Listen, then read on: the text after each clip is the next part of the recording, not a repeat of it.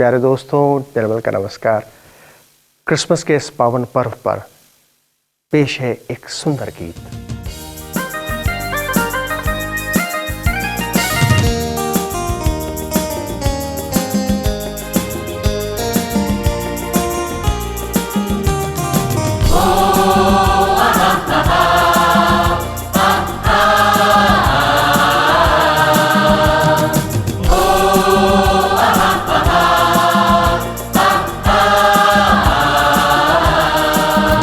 यीशु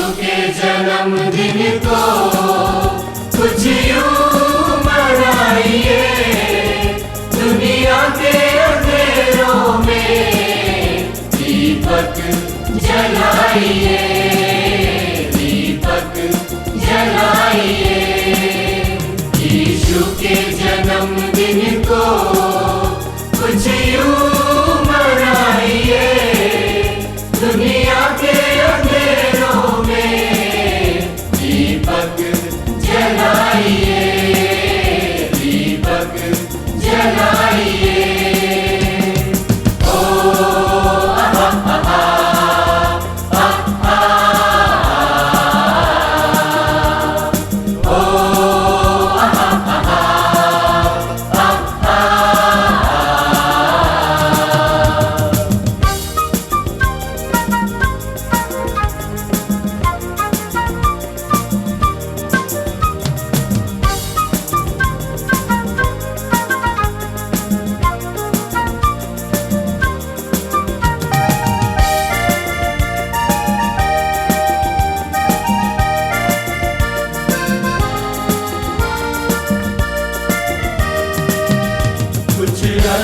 गरीबों के खुशियाँ भी अमीरों की,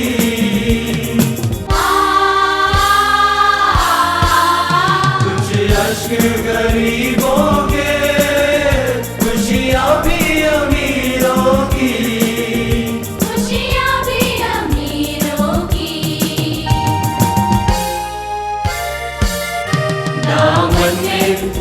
दामन में संजो करीने, सजिए सवारिए, दुनिया के अंधेरों में दीपक जलाइए, दीपक जलाइए।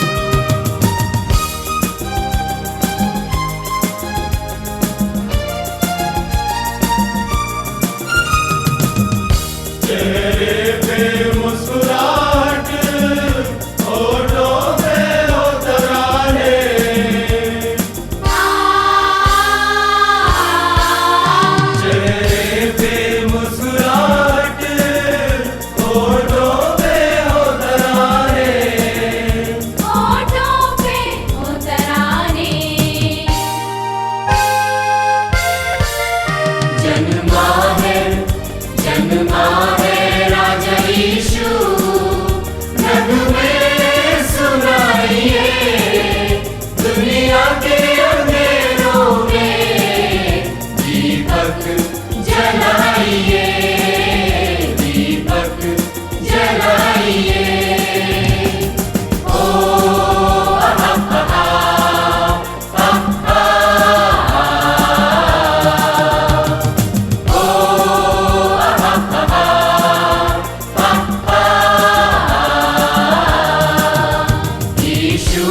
जन्मदिन को कुछ यूं मनाइए, दुनिया के अंधेरों में दीपक जलाइए, दीपक जलाइए, दीपक जलाइए, दीपक जलाइए।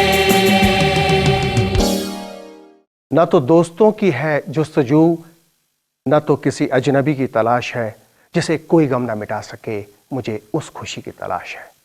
प्यारे दर्शकों, प्यारे मित्रों, इस जीवन की गहमा गहमी व भाग दौड़, उतार चढ़ाव से परेशान हर मन को सुकून की तलाश है।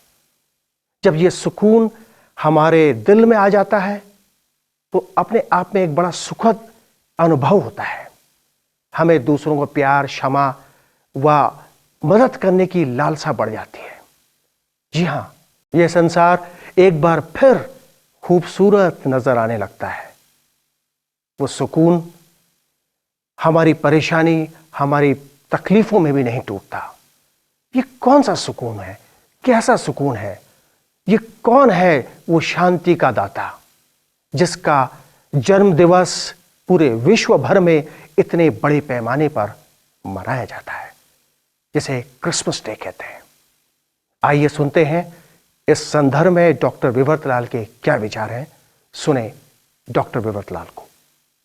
धर्मशास्त्र बाइबल में से कुछ आयतें मैं आपके सामने पढ़ लूंगा जो पाई जाती हैं लूका रचित सुसमाचार उसका 2 अध्याय 11वीं आयत से लेकर 14वीं आयत तक, जहां इस प्रकार लिखा है, आज दाऊद के नगर में तुम्हारे लिए एक उद्धारकर्ता जन्मा है और यही मसीह प्रभु है। और इसका तुम्हारे लिए यह पता है कि तुम एक बालक को कपड़े में लिपटा और चरनी में पड़ा पाओगे। तब एकाएक उस स्वर्गदूत के साथ स्वर्गदूतों का दल परमेश्वर की स्तुति करते हुए और यह कहते हुए दिखाई दिया कि आकाश में परमेश्वर की महिमा और पृथ्वी पर उन मनुष्यों में जिनसे वो प्रसन्न है शांति हो। प्रभु यीशु मसीह के पृथ्वी पर जन्म लेने की घटना इतिहास को 2 भागों में विभाजित करती है। आप जानते हैं कि कहा जाता है कि इतिहास की सबसे महत्वपूर्ण घटना है। ईसा पूर्व और ईसा के बाद के रूप में इतिहास 2 भागों में विभाजित है। इतिहास की सबसे प्रमुख घटना ही इतिहास को 2 भागों में बांट सकती है। सिकंदर महान का जन्म नहीं, हिटलर का जन्म नहीं, पोप का जन्म नहीं, ईसा का जन्म इतिहास की सबसे प्रमुख घटना। हम इसी जन्म के उत्सव को मनाते हैं। इस घटना ने न सिर्फ इतिहास को विभाजित किया है, पर इसने दुनिया के असंख्य लोगों को भी बदला है। ईसा के, यीशु के अनुयायी जो हैं वो इस दुनिया में सबसे अधिक हैं। आप जानते हैं इस जन्म की घटना के बारे में बहुत बार लोग ईसा के, प्रभु यीशु मसीह के जन्म की घटना को, क्रिसमस को, बड़े दिन को के बारे में सुनते हैं।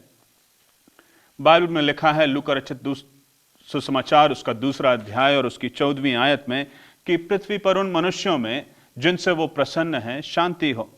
मानव जाति के लिए जो परमेश्वर का संदेश है उसमें कही गई ये सबसे अंतिम बात है। जितनी सामयिक ये बात आज दिखाई देती है शायद पहले कभी ना दिखाई दे। शांति की बात पिछले बहुत कम समय में दुनिया के बहुत बड़े बड़े नेताओं ने, आपने देखा है, शांति के प्रयास किए हैं। वर्तमान की सभी घटनाओं के बारे में आपने सुना है। न्यूयॉर्क में वर्ल्ड ट्रेड सेंटर के ट्विन टावर्स को गिरा दिया गया, फिर जवाबी हमला अमेरिका ने किया। इजराइल ऐसा लगता है तंग आ चुका है। फिर भारत के संसद पर हमला हुआ, उसके बारे में भी आप जानते हैं। उसके बाद प्रयास किए जा रहे हैं निरंतर नेताओं के द्वारा, सभी के द्वारा, कि शांति का प्रयास हो, शांति लोगों के मध्य आए, लोगों के जीवन में शांति वे अनुभव कर सकें। दीपावली हो या ईद का त्योहार हो, टेलीविजन में देख रहा था ईद के समय, लोगों से पूछा जा रहा था, टेलीविजन पर दिखाया जा रहा था कि उन्होंने किस बात के लिए दुआ की। लोगों ने कहा कि हमने अमन चैन के लिए दुआ की। मानव इंसान जो है वो चाहता है कि शांति हो, अमन चैन हो, पर यह अमन चैन और शांति मानव बुद्धि से संभव नहीं है, आक्रमण से संभव नहीं है, मारकाट से संभव नहीं है। यह सिर्फ परमेश्वर के माध्यम से ही संभव है। शांति के राजकुमार प्रभु यीशु मसीह के जन्म पर यही संदेश है मानव जाति के लिए। पृथ्वी पर उन मनुष्यों में जिनसे वो प्रसन्न है शांति हो। परमेश्वर की जो योजना है वो सारी मानव जाति के लिए है। जो उसकी योजना को स्वीकार करते हैं उनसे वो प्रसन्न होता है और वो शांति अनुभव करते हैं। ये शांति है क्या? आखिर क्या है यह शांति? पीस। बहुत बार हम सुनते हैं शांति के बारे में। शांति नहीं है। पति पत्नी में आपसी विवाद है, घर में पिता से, भाई बहन से समस्या है, बच्चे बहुत उधम करते हैं, शांति नहीं है। जिस जगह हम रहते हैं वहां शांति नहीं है। त्योहारों के समय हम कहते हैं, बड़ा दिन हो, क्रिसमस हो, दीपावली हो, ईद हो, त्योहारों के समय कहते हैं मोहल्ले में शांति नहीं है। फला व्यक्ति ने धन तो बहुत कमा लिया पर शांति नहीं है। आखिर ये शांति मिले कैसे? जब हमें शांति के बारे में मैं सोच रहा था तो पाया कि हम शांति के जिस रूप को समझते हैं, हम अपने आप को अलग कर लेने में शांति समझते हैं। स्वयं को सबसे अलग कर लिया तो शांति हम अनुभव करते हैं। बच्चों को पड़ोस भेज दिया तो घर में शांति है। पत्नी को मायके भेज दिया तो हम कहते हैं कि घर में शांति है। घर पर कोई नहीं है तो शांति है। जंगल में बड़ी शांति है। आप सुना होगा, अपने आप को अलग कर लेने में शांति है। बंद कमरे में शांति है। पहाड़ की चोटी पर शांति है। हिंदी भाषा का जो शब्द शांति है वो बना ही शब्द शांत से है। वातावरण जब शांत होगा तो हम शांति अनुभव करेंगे। पर जो मसीही शांति है वो भिन्न है। बाइबल में जो वर्णित शांति की बात है वो भिन्न बात है। तनावों, परेशानियों, समस्याओं के मध्य यदि हम अपने जीवनों में शांति अनुभव करते हैं तो यह अनुभव भिन्न अनुभव होगा। क्रिसमस भी बहुत बार हमारे लिए, बड़ा दिन भी बहुत बार हमारे लिए शांति लेकर आता नहीं है, तनाव लेकर आता है। सामाजिक उत्तरदायित्व हैं, घर पर कोई बीमार है, पकवान बनाना है, कपड़े खरीदना है, बहुत से कार्य हैं, ये तो हमारे तनाव हो गए। पर यदि हम वास्तव में क्रिसमस की घटना को देखें तो हम क्रिसमस की घटना में भी देखते हैं, वर्षों पूर्व जब स्वर्गदूत संदेश लेकर आए थे तब रोम जो था वो दबंगता से फिलिस्तीन के ऊपर राज्य कर रहा था, शासन कर रहा था। यहूदी इस शासन से तंग आ चुके थे एवं तनाव में थे। हम गडरियों के जीवन के बारे में नहीं जानते, पर हम ये जानते हैं कि वो कोई बड़ा सम्मानजनक कार्य नहीं था। रात में भेड़ों की रखवाली करना कोई सम्मान का कार्य नहीं था, कठिन कार्य था। जंगली जानवर थे जो परेशान करते थे। और इस बीच में स्वर्गदूत प्रकट होता है गडरियों को और कहता है कि आकाश में परमेश्वर की महिमा और पृथ्वी पर उन मनुष्यों में जिनसे वो प्रसन्न है शांति हो। ये जो शांति परमेश्वर के वचन में है ये सारे तनावों के मध्य उपलब्ध है, इसलिए ये शांति भिन्न है। प्रभु यीशु मसीह पकड़वाए जाने के पूर्व अपने चेलों से कहता है, बाइबल में यूहन्ना रचित सुसमाचार उसके 14वें अध्याय की 27वीं आयत में लिखा है, मैं तुम्हें शांति दिए जाता हूं, अपनी शांति तुम्हें देता हूं, जैसा संसार देता है मैं तुम्हें नहीं देता। तुम्हारा मन ना घबराए ना डरे। जैसा संसार देता है मैं तुम्हें नहीं देता। संसार जिस शांति की बात करता है उसमें अपने आप को अलग कर लेने की बात करता है, परंतु प्रभु यीशु मसीह जिस शांति की बात करता है वो सारे तनावों और सारी परेशानियों के मध्य वाली शांति की बात वो करता है। पृथ्वी पर उन मनुष्यों में जिनसे वो प्रसन्न है शांति हो। वचन ये नहीं कहता कि जिनसे मैं प्रसन्न हूं उन पर तनाव नहीं आएंगे, उन पर परेशानियां नहीं आएंगी, विपत्तियां नहीं आएंगी, मृत्यु नहीं आएगी, परिवार में मृत्यु नहीं आएगी, सब कुछ आएगा। पर इन सब के मध्य परमेश्वर की शांति जो समझ से परे है उसका वादा वो हमसे करता है। वचन कहता है, बाइबल कहती है फिलिपियों उसका चौथे अध्याय की 6वीं और 7वीं आयत में कि किसी भी बात की चिंता मत करो, परंतु हर एक बात में तुम्हारे निवेदन, प्रार्थना और विनती के द्वारा धन्यवाद के साथ परमेश्वर के सन्मुख प्रस्तुत किए जाएं, तो परमेश्वर की शांति जो समझ से बिल्कुल परे है तुम्हारे हृदय और तुम्हारे विचारों को मसीह यीशु में सुरक्षित रखेगी। किसी बात की चिंता मत करो, मैं हूं ना, मेरे पास जो शांति है वो समझ से परे है। सांसारिक शांति तो क्षणिक है, किसी पहाड़ की चोटी पर उपलब्ध है पर उतरते ही समाप्त हो जाती है। बंद कमरे में उपलब्ध है पर दरवाजा खुलते ही समाप्त हो जाती है। आंख बंद में उपलब्ध है पर आंख खुलते ही समाप्त हो जाती है। पर मैं जो शांति तुम्हें देता हूं वो ऐसी शांति है जैसी संसार तुम्हें नहीं देता। ये शांति भिन्न है, ये तनावों, परेशानियों, विपत्तियों, समस्याओं के मध्य उपलब्ध है। ये संसार की समझ से भिन्न है। ये उन्हें उपलब्ध है जो परमेश्वर की योजना को स्वीकार करते हैं। बिखरे हुए परिवार, टूटे हुए परिवार, बिखरा हुआ समाज कभी परमेश्वर को, परमात्मा को प्रसन्न नहीं कर सकते। पृथ्वी पर उन मनुष्यों में जिनसे वो प्रसन्न है शांति हो, बाइबल यही कहती है। हम अपने तनावों के बारे में जब सोचते हैं तो हम ये भी सोचें जो तनाव यूसुफ के ऊपर था। मरियम के ऊपर तो तनाव था ही, उसे प्रसव पीड़ा से गुजरना था। पर यूसुफ जब सुनता है कि मरियम गर्भवती है तो वो उनके संबंधों में तनाव आ जाता है। यूसुफ मरियम को त्यागने की सोचता है। फिर स्वर्गदूत है जो यूसुफ के पास आता है, कहता है यूसुफ, मरियम सत्य कहती है, ये जो उत्पन्न होने वाला है वो पवित्र आत्मा की ओर से है। और बनने के पहले ही टूटता हुआ यह परिवार फिर से जुड़ जाता है और फिर जन्म होता है यीशु का, जो इतिहास का ऐसा जन्म बन जाता है जो मारा तो जाता है पर मरता नहीं है। और उसके बाद जो उस पर विश्वास करते हैं वे भी मारे तो जाते हैं पर मरते नहीं हैं। फिर यूसुफ और मरियम के बीच आपसी तनाव तो समाप्त हो जाता है। यूसुफ मरियम को लेकर बैतलहम तक की यात्रा करता है।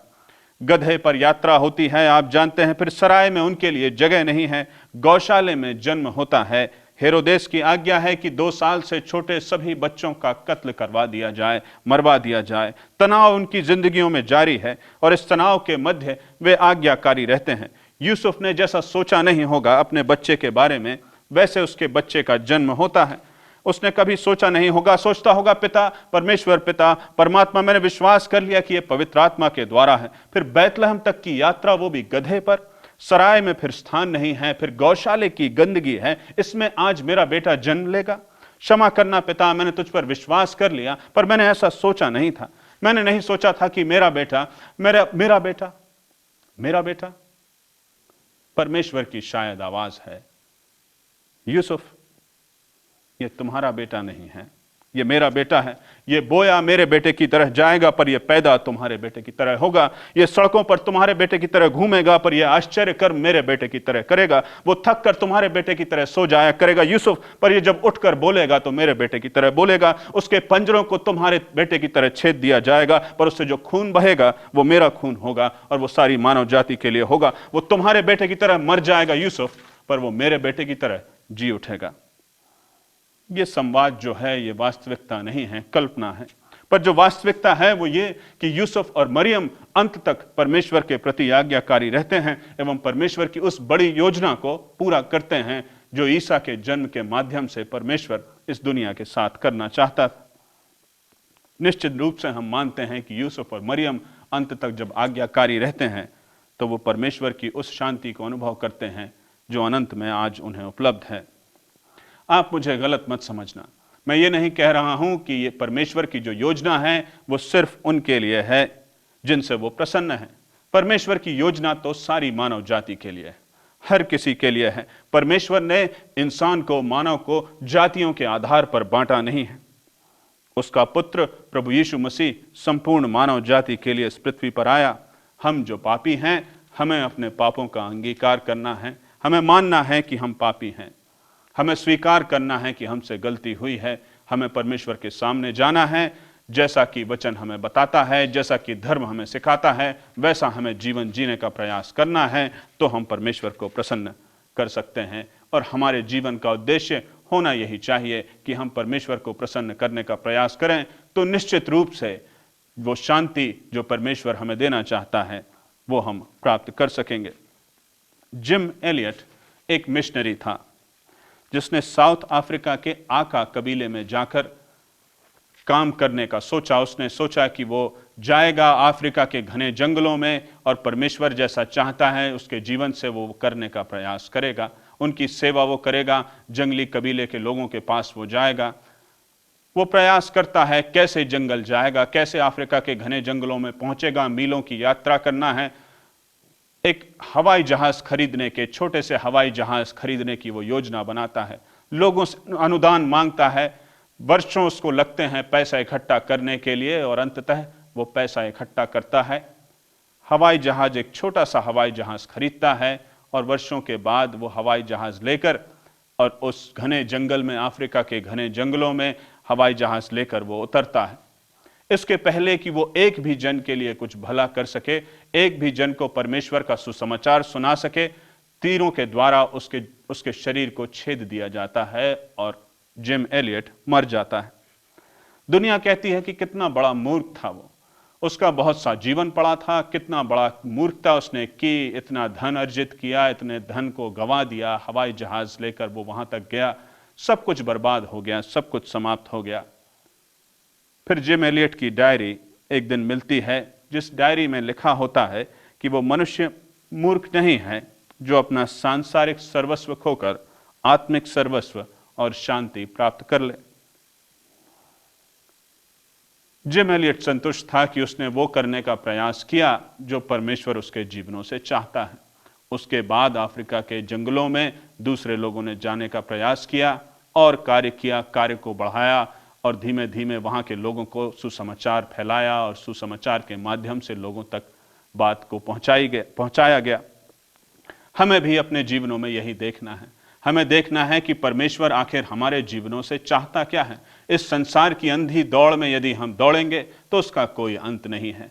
संसार की अभिलाषाएं कभी समाप्त होने वाली नहीं है। परमेश्वर हमारे जीवनों से क्या चाहता है, यह सोचना आज आवश्यक है। यदि मैं और आप अपने जीवनों में शांति अनुभव करना चाहते हैं तो निश्चित रूप से हमें परमेश्वर की उस योजना को समझना होगा। यही परमेश्वर का संदेश है, यही परमेश्वर प्रभु यीशु मसीह के जन्मदिवस पर क्रिसमस के माध्यम से हमसे कहना चाहता है। परमेश्वर आप सबों को आशीष दे। प्यारे दर्शकों, आपको उम्मीद है हमारा कार्यक्रम पसंद आ रहा है। और जानकारी के लिए आप अपने करीबी चर्च से संपर्क कर सकते हैं।